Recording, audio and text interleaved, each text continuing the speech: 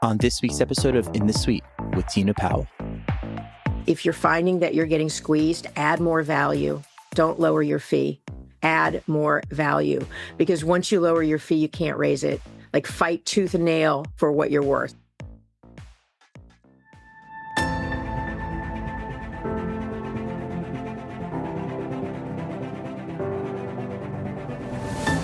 Hi, this is Tina Powell, host of In the Suite, where I sit down with top women leaders and some of the biggest names in the financial services and the wealth management industry. Together, we'll discover some of their best secrets and top strategies to grow a great business, build a strong brand, and lead teams in the 21st century. I hope you'll enjoy hearing their amazing personal stories of triumph, trepidation, and transformation in hopes of becoming better leaders ourselves. The time for you to lead is now, and you're in the suite. Today, I'm thrilled to welcome Vickie Lewin, Chief Growth Officer at Amplify, a fast-growing wealth tech platform purpose-built to simplify operations and accelerate growth for wealth management firms. Amplify's unified all-in-one technology is helping RIAs and enterprises streamline their tech stacks, reduce inefficiencies, and scale smarter, all while focusing on what matters most, serving clients. Since joining Amplify, Vickie has been instrumental in driving the firm's strategic direction, overseeing a high-performance team of sales and marketing professionals, and bringing Amplify's value proposition to life across the industry. She's a dynamic leader whose impact can be seen in every corner of the organization, from product development to market expansion. Before Amplify, Vickie served as a senior vice president and chief success officer at AssetMark, where she played a critical role in the company's meteoric rise from a $1 billion TAMP to a $100+ billion industry giant. With more than 30 years of experience spanning financial services, fintech, and asset management, Vickie brings a unique blend of insight, innovation, and execution to everything she does. But that's just the beginning. In today's episode, we explore Vickie's journey from her early days in the industry to her current role, helping firms future-proof their businesses through smart, scalable technology. We also talk about the forces shaping the future of wealth tech, what advisors can do to stay competitive, and how to navigate growth during times of rapid change and consolidation, like today. Vickie also shares powerful reflections on leadership, mentorship, and what it really takes to succeed in today's evolving financial landscape, especially as a woman in the C-suite. Get ready for a thoughtful, empowering, and forward-looking conversation with one of fintech's most respected voices right here in the suite. Vickie Lewin, wow, take a seat in the suite. I'm so excited to do this with you today. How are you? I'm doing great. How are you? I'm doing great. And you're coming to me from California, right? I am. I'm in Napa right now. Oh, boy. Oh, yes. I did a bike tour in Napa. We went to Opus. We went to Frog's Leaf. You were in the most exquisite part of the country. Yes, I am. I have my fireplace going by me because in Napa, the temperature swings are pretty extreme. So it's still a little chilly here this morning. Oh, wow. I'll never forget my Mark pulling up in a convertible Mustang as we were touring Napa for the first time. And I was like, oh, anyway, what a dream. Yes. Great to be reminded of that. And so today, absolutely thrilled to have you, Vickie. I've been looking forward to this conversation. You are someone, you're happy International Women's Day too. You're definitely a female leader with experience in both asset management and wealth tech. You've been at the forefront in innovation in this space for over 2 decades, helping your firm scale and adapt to a rapidly evolving environment. So we're going to get into your journey and insights today. We've got a great listenership. Thank you, all you Sweeters today, for joining us. Let's start at the top here. Let's start with Amplify Technology. Tell us about the platform and how it's helping wealth management firms to, simplify and automate their core operations. You got it, but it's over 3 decades, I have to confess. Okay, it's over 3 decades. That's great. You look amazing. It is. We'll see if I make it to 40 years or not, but I'm chipping away at it. So Amplify is what is commonly now being referred to as an all-in-one platform, really created to try to simplify what has quickly become complex for many registered investment advisors as they're trying to build and grow their businesses. All of this technology was created for RIAs to simplify things for them so that they could plug out of an RIA or plug out of an independent broker-dealer world where they had everything provided to them and then operate on their own. And now there's so much technology that it's difficult. So Amplify is an all-in-one. We have a client lifecycle management system, much like a CRM, research tools, portfolio construction tools, the ability to build proposals, the ability to trade at all of the custodians, Pershing, Schwab, Fidelity, Goldman, Axos, as well as the ability to do performance reporting, billing, and a client portal. So it's all the stuff, if you will, that a registered investment advisor needs to operate. Our client at Amplify is the registered investment enterprise that supports all of the advisors. And so we have a lot of tools in place as well to help that RIA owner with compliance and oversight and all of the things that they need to do. That's great. And how long have you been with Amplify? It's only been since June of last year. So I guess the answer is almost a year. And I was in my boss's office, the CEO, the founder of Amplify. And I was like, can you believe it's been a year? And he said what I feel. In some ways, it's hard to imagine that it's been so long, but in other ways, I feel like I've always been there. So, I'm weaving my way into the fabric of the organization, which feels good. And I mean, part of the reason that they put what I think is a sure bet on you, Vickie, is the fact that you've got a very fascinating background with a lot of accomplishment here. You played a pivotal role in AssetMark's transformation from the 1 billion TAMP that they started at to over 100 billion. So what were some of the key drivers? I'm sure that Amplify looked at you. What were some of the key factors of that growth? We've got a lot of women who are listening, and a lot of us in executive leadership here are tasked with some sort of digital transformation project right now. Wouldn't you agree? Oh yeah. And we will be for the foreseeable future. Yes. Absolutely. So I think what Amplify liked about my background is that I joined AssetMark in 2001 when they were just about $1 billion in assets under management. They were at the time still owned by the founders, and what mad respect I have for those guys. I loved working for them. And the early days at AssetMark, it was just find another advisor and help them open another account. And really early days at AssetMark, we built the firm brick by brick, just one win at a time. And then obviously the story of the evolution of AssetMark is really awesome. And it was really great to get to be a part of it from $1 billion to, I think they were about 110 actually, technically, when I left. Nice. And Amplify is looking for the same thing. Their Amplify was real close to 20 billion in AUM when I joined, so much further along in their growth cycle than the 1 billion. But I think what they saw in me is somebody who understands how to grow, how to lean in, how to fight.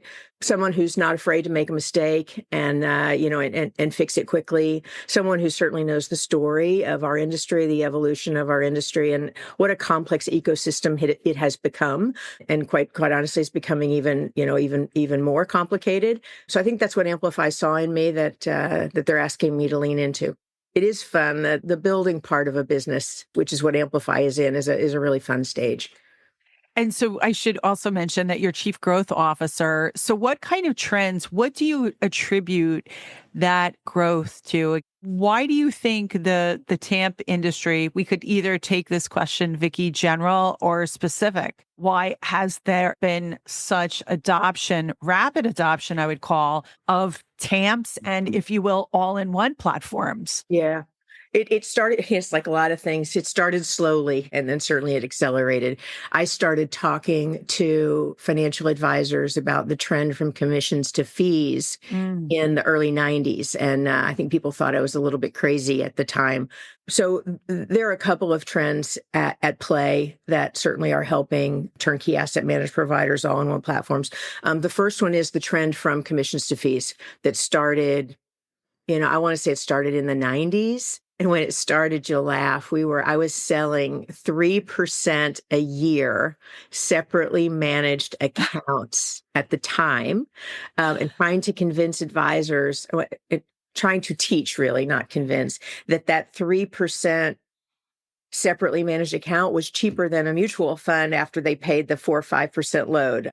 A few bought what I was selling, but not a lot. But that trend from commissions to fees that started quite a long time ago has certainly accelerated. And we don't even call it that now. We call it the trend to fiduciary, which is what it is. And it's certainly a wonderful trend. It's the way that I believe that all financial advisors should operate with their clients, regardless of how they're paid. And obviously that fiduciary standard of putting your clients' interests ahead of your own is what that trend is all about. The second trend that is in play right now is the trend of breaking away from wirehouses and independent broker-dealers, the trend to independence, we'll call it, which is absolutely what it is. Financial advisors, most of them, I'll say maybe not, I won't say most, many of them, we'll go with that. They don't want to be told what to do. They don't want to be told how to operate their business. They don't want to be told what products they can and can't use. They don't want to be told how they can and can't charge. So many are choosing independence, and they're choosing the RIA model. And as that trend now is accelerating, that's the trend of all of this technology to support that breakaway advisor, right? The Michael Kitcey's map. What a Oh my God. It's so funny that you just said that, Vickie, because I literally just saw him last week at T3. So I said to him, it was the first thing I said. I was like, Michael, the map is like blowing up. And he's like, I know, it was genius for him to think to put it together, and I've seen some other industries do something similar. Yeah. And if you go back and you look at his map from 2017 or 2018, you can actually read the logos that are on the page. There was space, there was white space, and if you look at it now, he's down to this tiniest little picture, so he can still fit it all on one page. So the trend of the breakaways created all of this great technology and all of these companies to support RIAs, but now there's so many that it's become too complicated. And so all of these breakaways are saying, help me make this easier. And so Amplify is benefiting from all those trends, that trend to fiduciary, the trend to independence, and the trend towards simplicity, I'm going to call it, in structuring a business model. So we have listeners in over 82 countries right now. So what Vickie's talking about, everyone, this idea of fiduciary, and we've discussed it in the suite before, but it was something that I had to learn, Vickie, as I came here as a second career person. I've been in marketing for 30 years. If you count cheerleading in high school, I count cheerleading in high school as marketing. Anyway, so fiduciary means that an advisor is charged on the advice that they're giving.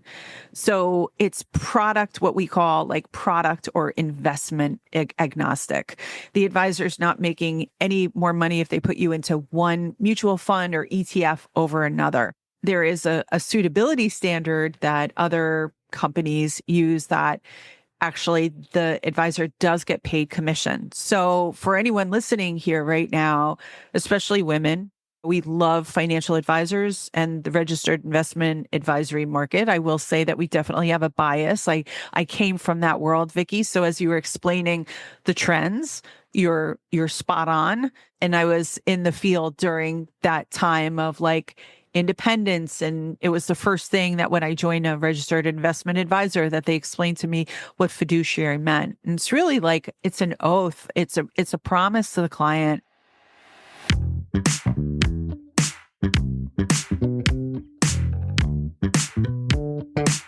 One of the things that came up, and I did ask Michael this question too, like, could we spend a minute talking about AI? Because it's 2025, it's a beautiful day in March, and everything and everywhere we look right now, Vickie, with AI and automation becoming more prevalent, What do you think that advisors should be doing to future-proof their businesses? Yeah, the AI is really exciting. I was at a conference, I want to say 2-ish years ago. It's time, it's kind of blurry, but 2-ish years ago it was an MMI conference, and it was the first time that I heard a speaker on AI. And so you think back, 2 years ago, we were still just, learning how to spell Chat GPT. And the speaker at the time said that AI was going to be as transformative to our personal and professional lives as the creation of the internet was. And that really stopped me in that moment, because I didn't get it. I didn't get it until that moment, what a big deal this was. And so I'm not surprised that we are all talking about AI, and we're talking about how do we use it? How do we learn it? How do we implement it? How do we make sure we don't get behind? Because you can get behind fast when technology, innovation, and change is happening so fast. I think about technology, and I think about people in their 70s and 80s that are trying to keep up, and I want to make sure that doesn't become me, because it can happen quickly. So I'm not surprised that we're talking about AI, but I do believe, we are only scratching the surface right now on what AI is going to do to transform our businesses and our personal lives. I'm on Chat GPT almost every day now, instead of some of the other places that I used to go. I will confess that it does help to write some of the LinkedIn posts that may find themselves on Amplify's website. And I know many journalists lean on them for writing prompts, right? It's easier to start with something than a blank sheet of paper. Innovation in asset management right now, I think people are cautious, understandably so, and are leaning in heavily to the productivity tools. The note takers they're just fabulous. The way they can action item what people need to do are just fabulous. So I would encourage people to start to think about and use the easy AI applications. And then the most important thing as it relates to being able to lean into all of the AI integrations in the future is data. The most important thing is data and the consolidation of data all in one place. The AI tools will be very hard to use if data is in 6 or 7 different systems and your business can't really understand what's happening in the disparate systems. And so the all-in-one platforms where data is all in one place, we really believe are going to be able to lean into these AI tools and implement and use these AI tools, the ones we know about today and the ones that we haven't even dreamed are being created, and will be real to us in less than a year, I imagine. Yeah, so a couple of things here is, again, coming back from the T3 conference, Zox gave a really incredible presentation. They are an AI product in the wealth management space. So for anybody's looking for a note taker, recommend that. Number 2 is, Vickie, I'm back in school. So I am taking a Google AI certification right now. It's a Coursera course. I spent $49 for it. I'm halfway through the course. And then after that AI certification, I obviously plan to do a lot more. It's a badge that you can incorporate on your LinkedIn. You could put it in an email signature. And the final thing I want to say is, because I saw again at T3, financial planning for advisors, any advisor listening here, financial planning just started an new conference last year. Michael talked about it, Michael Kitsis, and all his recommendations. It's called Advise AI. And this year it will be October 28th to the 29th at the Wynn in Las Vegas. So it's a conference for advisors that's focused on AI. So like the concepts that Vickie's talking about innovation and seeing AI product adoption in various systems and all-in-one tools and all of that, it might be a great place for people to go. Yeah, I tell you, I'm excited about what this new technology, this new innovation is going to do for all of us. And I'm so glad that I get to be a part of building and implementing and incorporating this into Amplify's ecosystem, and then figuring out what the heck it'll do for all of us personally. It's an exciting chapter.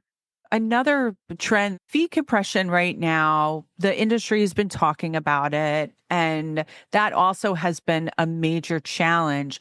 And I feel that there is some alpha that could be earned or created by virtue of just making sure that you have the right tech stack. What are you seeing in terms of what are you seeing at Amplify technology about like fee compression? So when you say fee compression, it's another one of those that just it makes me smile, not because we like it, but because it's a trend that's been going on for decades. For financial advisors who were selling products, recommending products in the 80s, mutual fund loads were 8 to 8.5%. Wow. Right. That is crazy. And now, granted, that was a commission and then there was a trail on that, but now that was people were earning 8.5%. Now we talk in terms of basis points. So this trend towards fee compression has been going on for a long time. We do find that fee compression is less the closer one is to the end client. So financial advisors feel fee compression a little bit less than product providers who feel fee compression a little bit less than custodians, right? The further away in the financial services ecosystem you get from the client, the more you feel the fee compression. So yes, fee compression is here and it is real. And I'm just going to do this. The bit of advice that I give financial advisors about fee compression is if you're finding that you're getting squeezed, add more value. Don't lower your fee. Add more value. Because once you lower your fee, you can't raise it. Like fight tooth and nail for what you're worth. So just a little advice that you didn't ask me for. That's huge advice, though. Could we just spend just one more time in terms of value? Again, here you are, Vickie, a prominent female leader in financial services for many years, helped to take a TAMP in its early beginning years to unimaginable growth. Where's that value add for advisors right now who are struggling with this equation? Sure. So, first of all, it's in financial problem solving, right? It's not in portfolio construction. It's not in all the time that somebody spends researching to decide how much in growth and how much in value and this ETF or that ETF and how much in fixed income, which is why there is a massive trend to outsourcing the models, which is, again, the reason that you have TAMPs growing. The value that a financial advisor provides is in coaching and counseling and financial problem solving, being a friend and a listener and a mentor, keeping people calm when the markets aren't calm, like right now. Exactly right now. Like keeping people from making the mistake of getting out of the market at the exact wrong time. People forget that when you go out of you have to make have to get two decisions right to succeed as an investor, both the time to exit and the time to re-enter. And many people who panic and get out now. So the real value of a financial advisor is all of that FaceTime, and it can be Zoom, face-to-face with clients, helping them solve financial problems, talking to them about their hopes and dreams for their retirement and what they can do for their kids. So it's really in financial planning, which is why you're seeing obviously a massive growth in planning and planning technology. I had one advisor I worked with years and years ago who used to people talk about, well, what do you get paid per hour as a financial planner? And her answer was, I don't get paid by the hour. I get paid for the years. For the years that I've been doing this and all the things that I've seen and people that I've talked to. So that's what I think financial advisors really need to lean into is financial problem solving, coaching, counseling, mentoring, being there. It's interesting, everybody. Vickie and I are recording on Tuesday, March 11th. Monday, March 10th was not such a great day in the market. So the NASDAQ fell 4%. The Dow plunged 1,000. This morning, things are red, red, red. Good buying opportunity. But yeah, I think a lot of the things you were saying in terms of value add from an agency perspective, right now, we are building marketing campaigns for clients to be proactive and not reactive, Yes. to be in touch with the client, because the number one reason why clients leave an advisory firm is because of lack of communication. And if you get out in front of it, like everything in life, if you get out in front of it, I feel that you have a better chance at success, especially for clients. They want to learn, like, they want to understand, you have to coach them behaviorally. So some really, really good points that you just mentioned there, Vickie. Yeah, financial education is often cited as financial literacy is often cited as one of the most important things that investors want from their financial advisor. This is a great time to be giving it to them. The plan didn't change. The markets are going to be volatile. We know that to be true. If your plan didn't change, then don't change anything. Hi, friends. It's Tina, just popping in for a quick moment. If you've been enjoying these conversations in the suite, the stories, the insights, the incredible guests, I'd be so grateful if you took a minute to leave us a review on Apple Podcasts or Spotify. Your reviews help more amazing people just like you find the show. Okay, back to the episode. Can we talk a little bit about M&A? Some breakaway advisors coming from a wirehouse all of a sudden find themselves having to build a tech stack and buy technology for the first time. Do you have any advice, because you've seen this from so many different lenses? Do you have any advice for firms navigating M&A and having to go from one system to another? It might actually be beneficial, right? It might be advantageous that you join a firm that has a more modern tech stack to begin with. That is a business builder. Yeah, it's when we were talking about thinking about tech stack earlier in terms of reducing cost. Reducing cost shouldn't be the only thing that people think about when making all of those decisions. Those decisions should also be made about ease of use and integration, and not just for the advisor, but also for their staff. So you're talking about those things. As advisors are being recruited to join other firms, the advice that I would give is do your homework. The person offering the most money may not be the best fit for the advisor and for their clients. The decisions that advisors and business owners make, I mean, it's massive. Financial advisors, many of them built a career so that they could support their families. And then what they quickly, many of them learned, is that their business was the largest asset on their balance sheet. And they deserve to be able to monetize that. Mm-hmm. But they need to ask themselves a lot of questions like, how long am I, who is taking over my book of business? Do I feel good? Do I feel good about the person and the individuals that are going to take care of my clients? Is it a sale where the business owner is going to leave suddenly?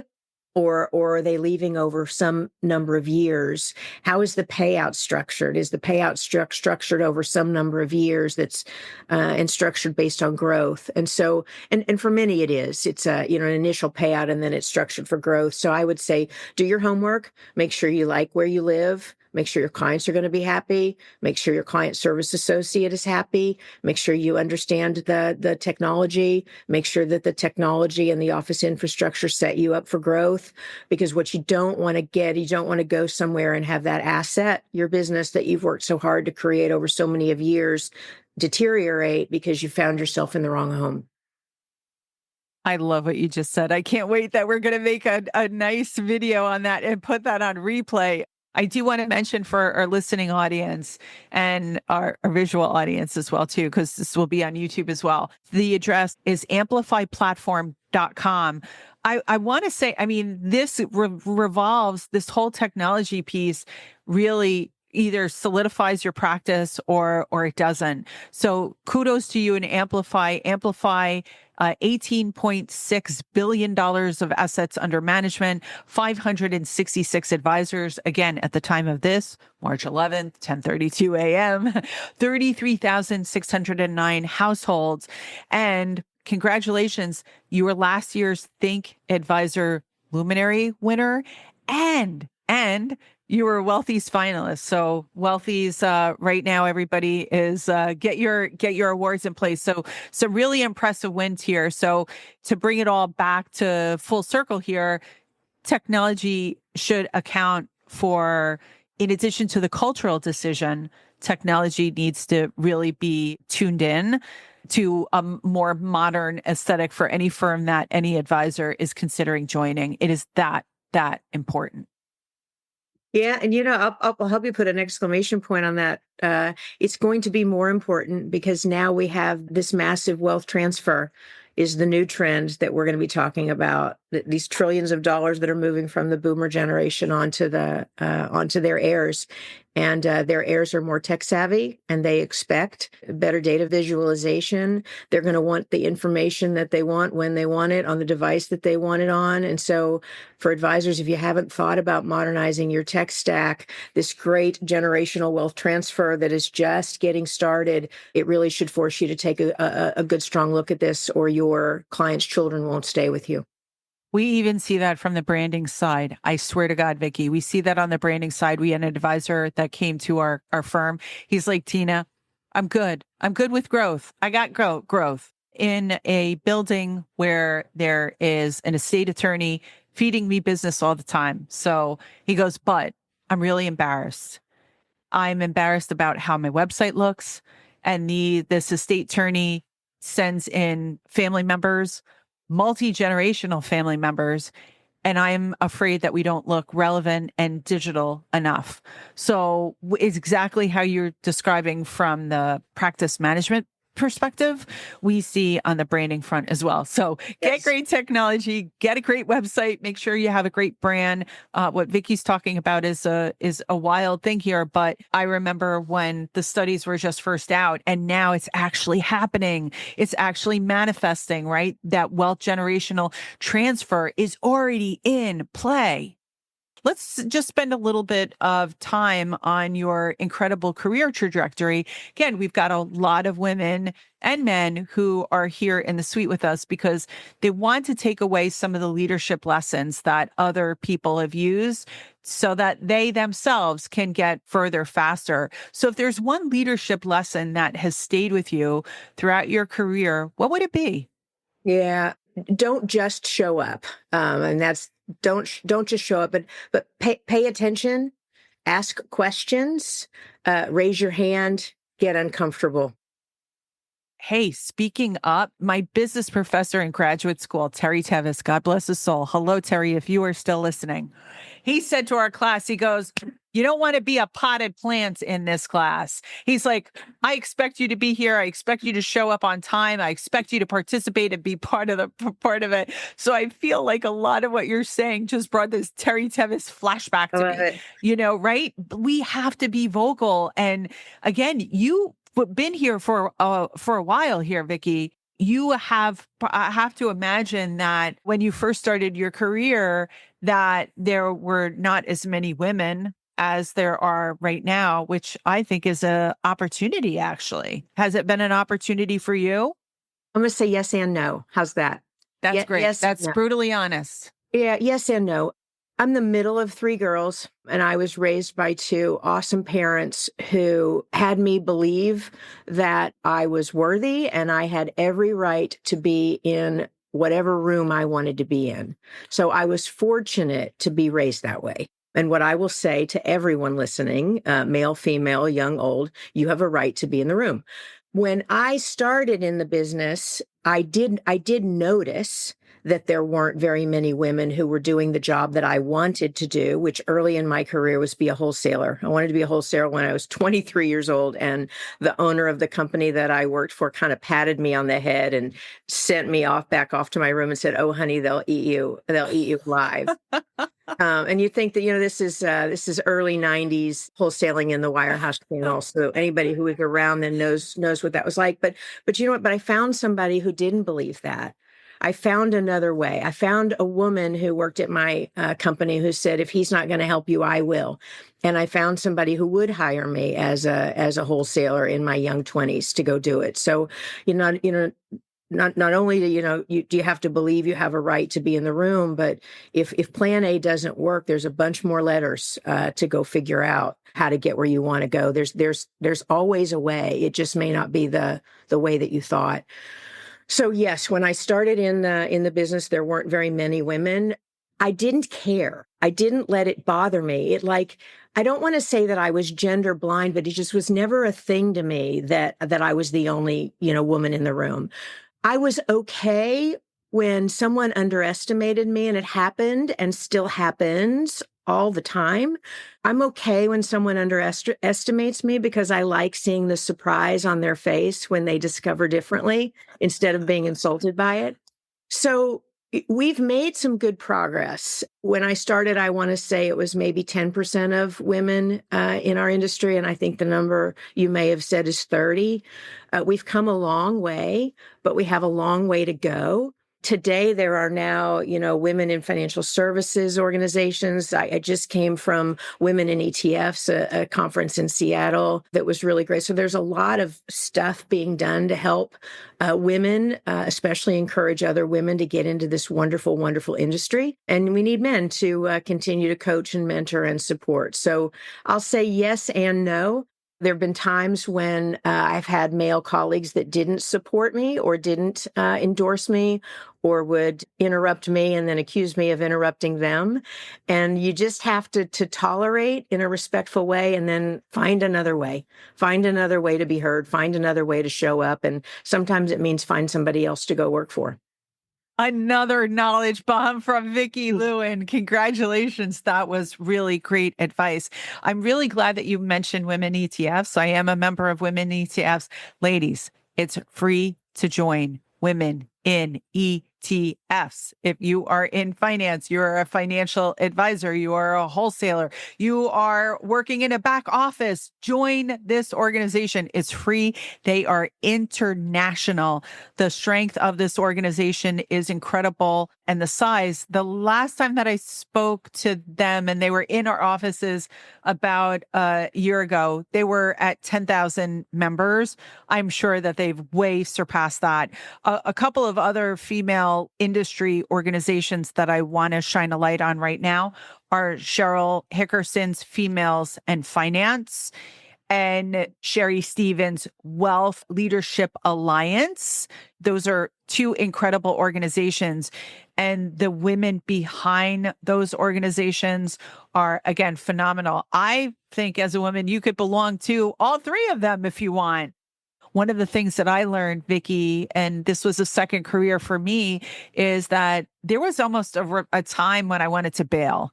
I'll be brutally honest, where I didn't feel like I was getting the support.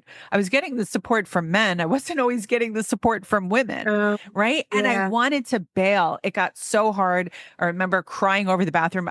I don't really even, well, I do remember what happened to me. It was like slight bullied experience. Like I didn't know what a margin account was. And the person was explaining it to me like I was like, so dumb. And anyway, I was really like insulted. I was like, I don't need people talking down to me like that. I was all attitudinal about it.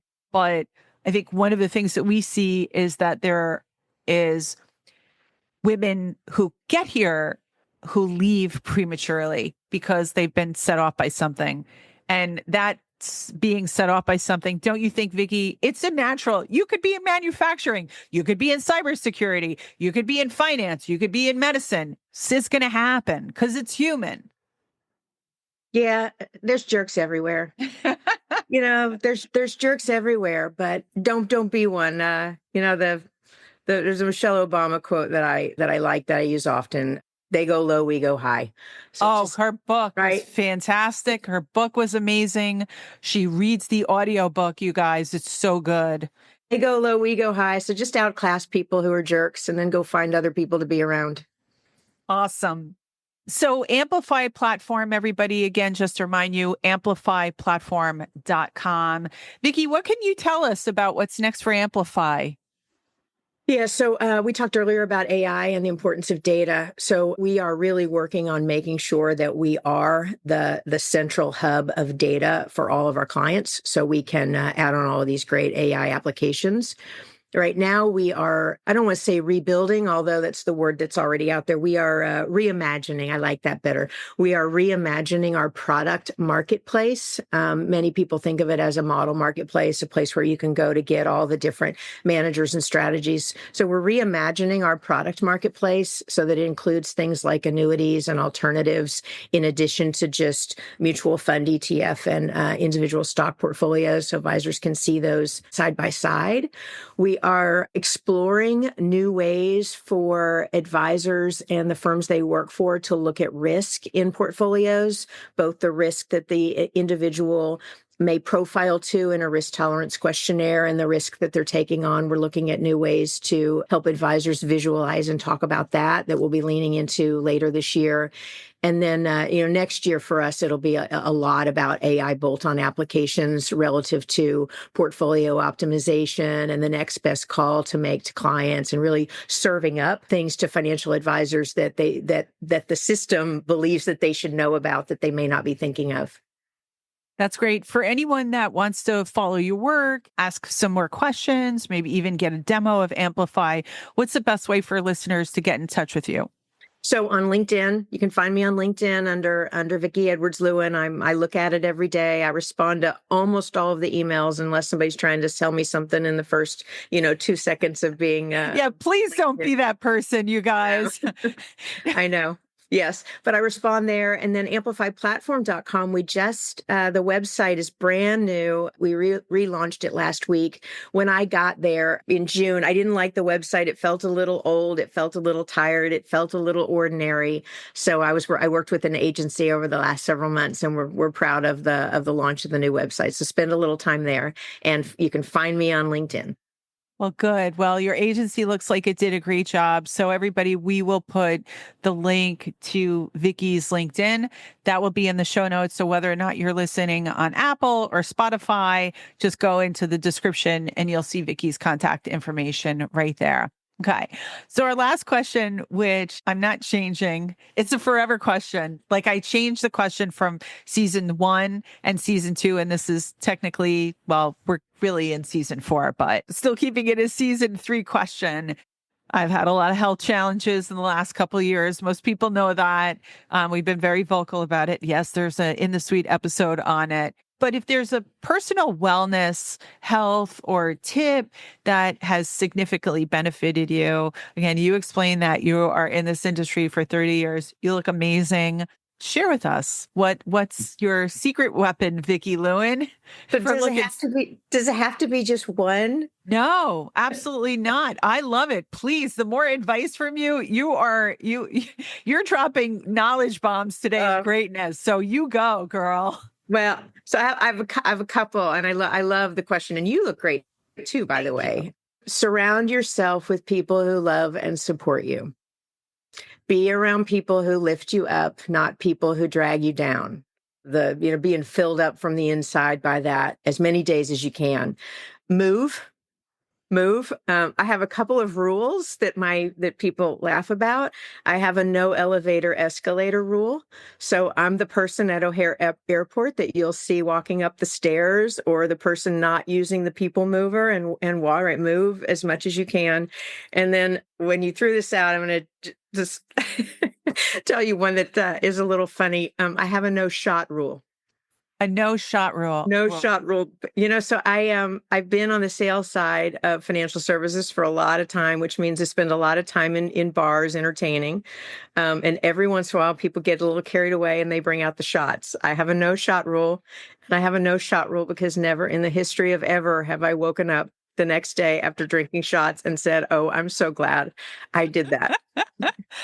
I love that advice. That is the best. That is the best, Vickie Lewin. You are amazing. I can't wait to put this episode out. And for everyone listening, thank you so much for the time and attention today. And Vickie Lewin, again, 30 years of being in this industry. Thank you in service to the work that you've done to be a real pioneer and a real female force of and a model for growth. Look, you've got a wonderful opportunity here at Amplify.